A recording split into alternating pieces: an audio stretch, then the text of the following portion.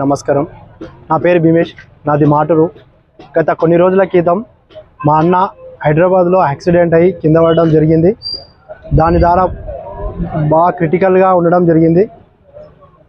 ఆయన బతుకుతాడో బతకడో అని మేము ఆలోచించినాము.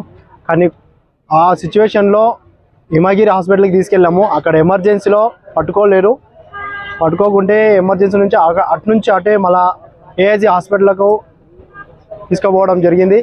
అక్కడ కూడా బ్లడ్